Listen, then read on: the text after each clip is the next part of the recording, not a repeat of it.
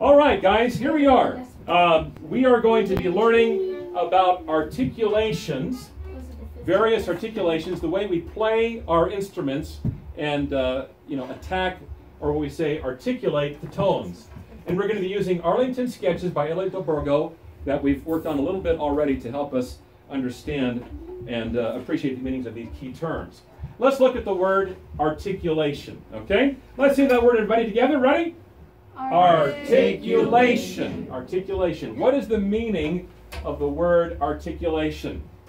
All right, let's go ahead and have one of our good readers do some reading here for us. Joseph, could you read for us the meaning of the word articulation, please?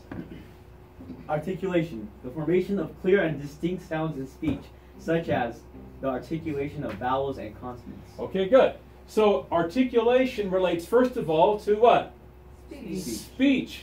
How you speak to other people. So if I said the formation of clear and distinct sounds in speech, such as the articulation of vowels and consonants. No. Am I articulating very well? No. Could you understand what I'm saying? I mean, without looking at the words on the screen, right? Yeah. Okay. So we'd be in trouble, wouldn't we? So we have to articulate the consonants and the vowels so that the audience understands clearly what I want to communicate. So the first application of articulation relates to speech, how we talk to people.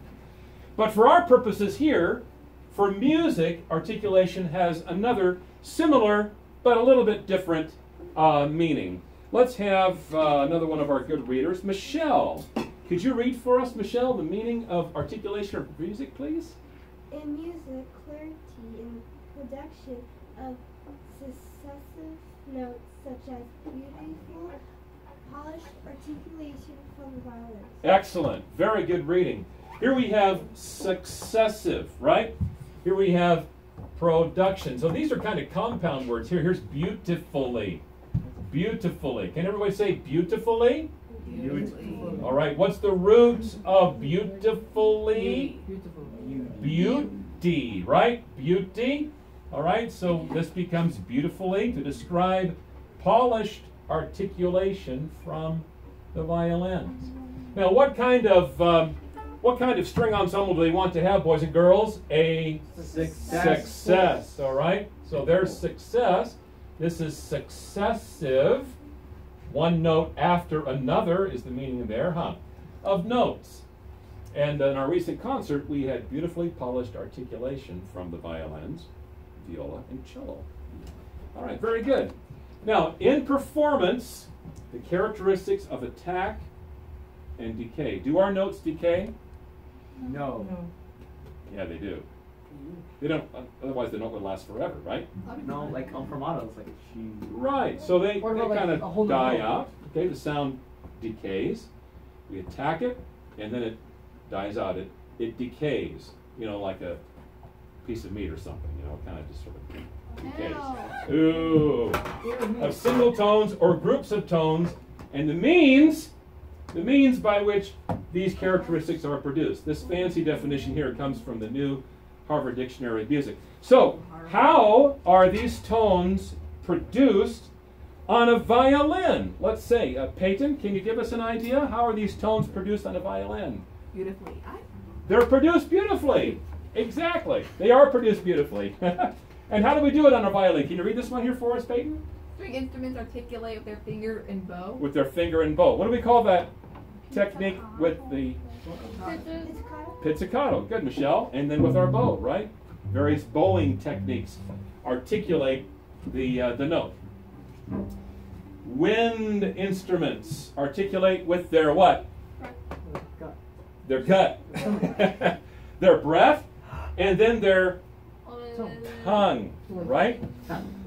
Yeah, and so we ta, tu, ti, to, or da, da, da, da, right? We articulate. Even percussionists will use their mallets and sticks to articulate different tones. So articulation in music, speech, and so forth. So articulation has several applications.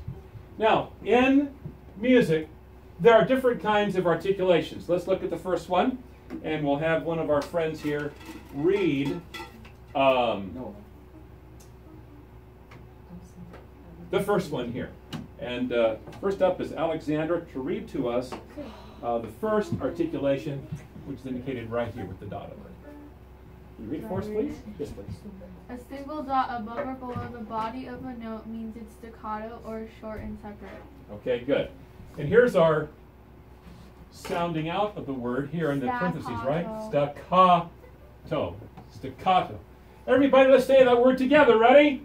Staccato. One more time. Staccato. Good. Now get your instruments up, and let's try Arlington Sketches. And we're going to play the Arlington Sketches with this articulation in mind. Staccato. Pardon? Yes, exactly. Each note up through verse 6. Up through verse 6, please. Just the first six measures, rather. Up the first 6 measures.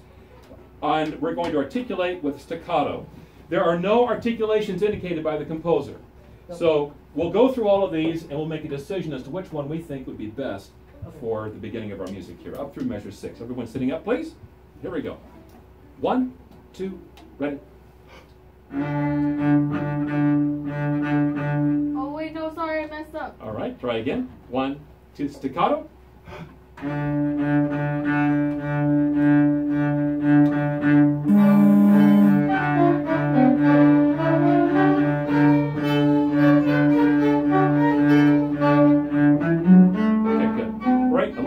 Shorter. Okay, staccato is short, isn't it? Short and separate. So you want a little bit of light. See, a little bit of light between each note. What about the half notes? No half notes in this right now. Okay, just the first 6 measures, no half notes. Okay, so a space between each note. 1, 2, one more time.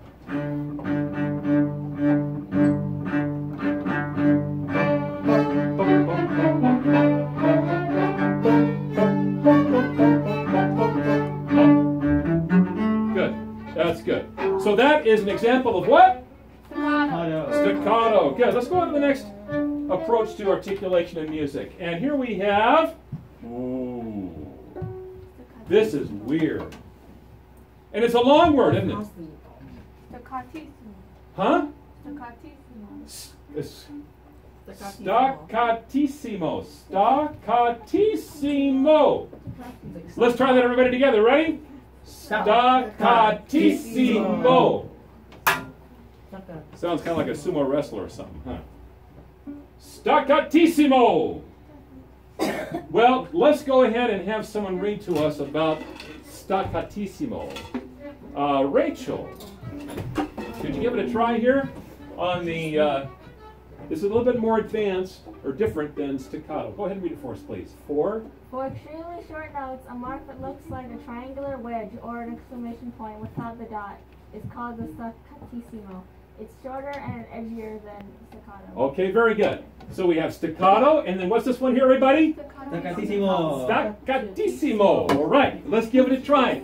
So this is now even more space, even more light between the notes, and a little bit more edgier, a little more, on the pitches. A little okay? bit edgy. A little more edgy. Ready? Here you go. Staccatissimo. 1, 2, ready, go.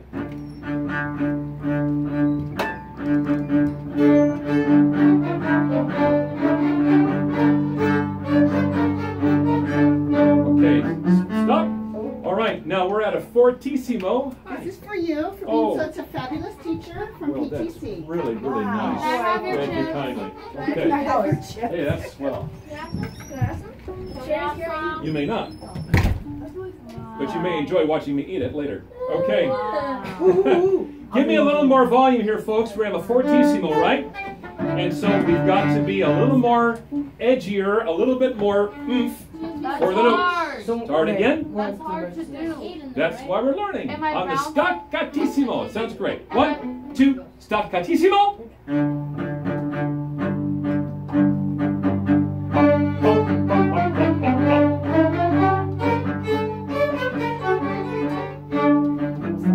Okay, good. All right, let's go on to the next one. So, staccato and staccatissimo. Let's go on to another one. We don't see this too much in our music, but occasionally it might show up. let's move on to the Upsidedown V, and we're going to have Matthew read to us about the marcato. An upside-down V over a note signals that it's to be played marcato, which tells the musician to strongly emphasize the note. Okay, good. So here we got this upside-down V, and what do we call it, boys and girls? Marcato. Are you convinced? Marcato. Marcato. Cotto. Okay. Marcato. All right, let's do a little bit of marcato-ness now. This is going to be a little bit more sharper kind of a sound, stronger, okay, emphasizing each note, and it's still kind of short. Here we go. Marcato, please. 1, 2, ready, go.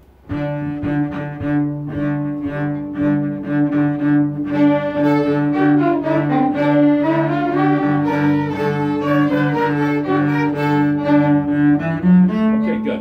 All right, marcato. That was well done. Let's go on to another one. And we have the sideways V here that looks similar to a greater than symbol in math. You guys ever see this in math? Yeah.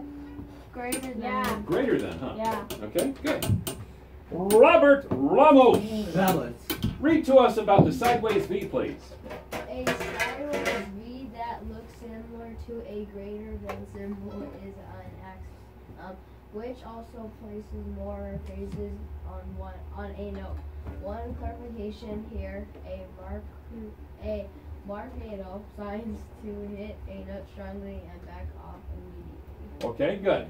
Here we have sign, right? And when we add that ALS to it, that gives us a signal, something that signifies something, huh? Tells us where we're going and what to do. Here we have emphasis, emphasize, emphatic, okay? And here's our word again. What is it, Robert? This one here again? Marcato. Can you say it again with me? Marcato. Marcato. Good. Good deal. All right, so this is accent. This is accent. Let's try accent now. With this in mind, the places more emphasis on the note. Not so short and clipped, but a little bit more emphasis on each note. Here we go. Ready? Accent now. 1, 2, ready, go. Good.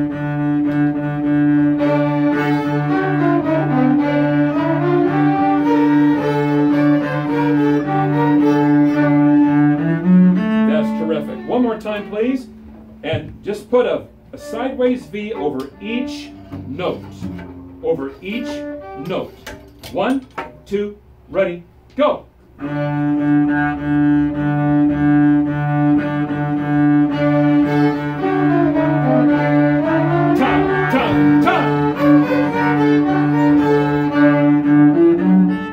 Good, good, good. Hey, let's pick that up a little bit on the tempo, just for fun's sake. It's marked to vigorous, so let's try it one more time, a little bit quicker on the accent style. 1, 2, ready, go. Good,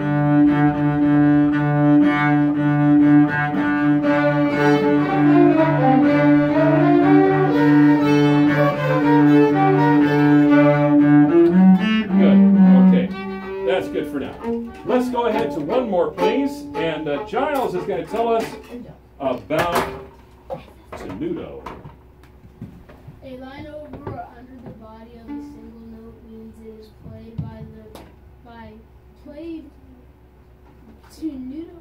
To be played. To be played tenuto or held to its full value. Good, or held to its full value. Now, Mr. DelBorgo probably intends tenuto. What's this word again, everybody? Tenuto, right, tenuto. The full value of every note. When you're playing your music in your essential elements book, think tenuto. Every note gets its full value. You're going to give a full value to every note. So let's say, for example, I bought a candy bar from Robert's fundraising campaign.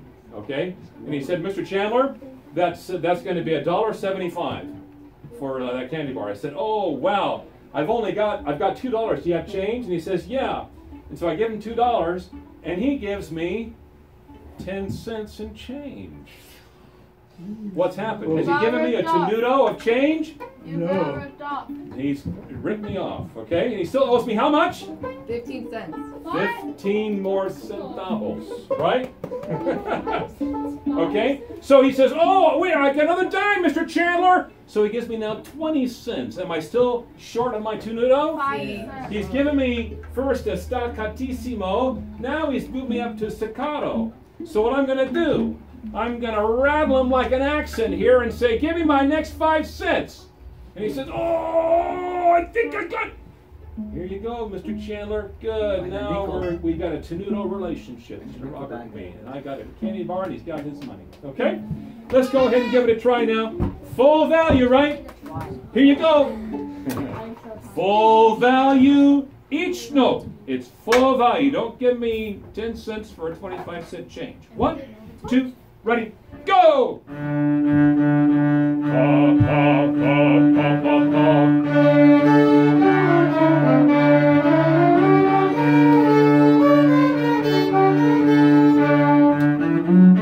Okay, good. All right, so we've done each of these together, haven't we? Let's review them quickly. Staccato, with me, please. Staccato, staccatissimo, marcato, accent, and tenuto. Now, having heard each of those approaches to articulating the music, how many suggest, let's do the staccato, Mr. Chandler? 1. How many say staccatissimo? I got a lot of yays. Hey, how about the marcato? 1. Accent. That's for normies. I gotta go. That's the best. Okay, we got 2. Think about it. Tenuto. Oh, we got the majority on the tenuto, huh? Dang. I just didn't want accent. Okay, so we have an idea what these sound like, and the meanings not only stated here, but also kind of locked in more into our learning by way of the audio examples. Different kinds of articulations. Okay, any questions? Yes, ma'am. Can I stop the video? Would you please?